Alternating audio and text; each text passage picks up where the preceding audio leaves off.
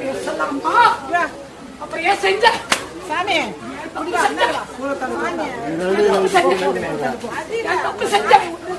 நீ எதனால மாட்டிட்டோங்கன்னு தெரியுமா? தெரியாத எதுக்கெல்லாம் தவறு பண்ண? ஏன் தவறு பண்ண? உன்னுடைய முட்டாள்தானத்தால செய்த காரியம். கடவுள் எதுக்காக உனக்கு வாழ்க்கையை கொடுக்கிறான்?